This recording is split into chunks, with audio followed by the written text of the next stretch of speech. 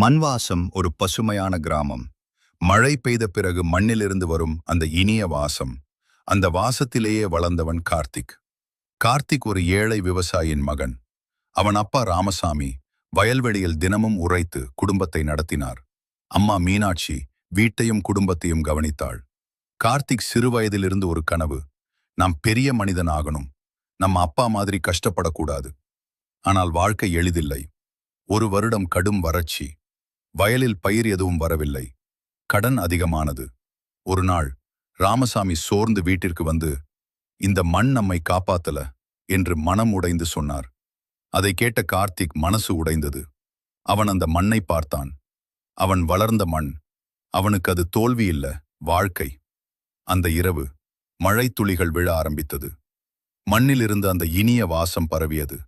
கார்த்திக் வெளியே நின்று ஆழமாக மூச்சை இழுத்தான். அவன் மனதில் ஒரு தீப்பொறி. இந்த மண் நம்மை கைவிடல, நாம தான் புரிஞ்சுக்கல.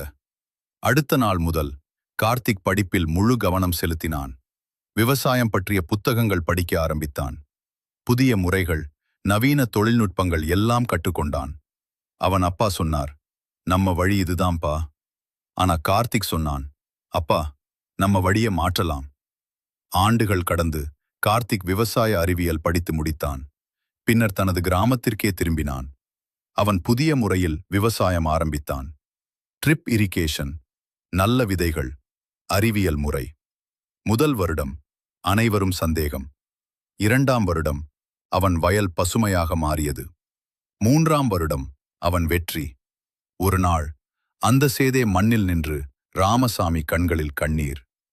நான் தோற்றுட்டேன் நினைச்ச மண்ணு நீ வெற்றி அடைய வைத்துட்டேன்றார்.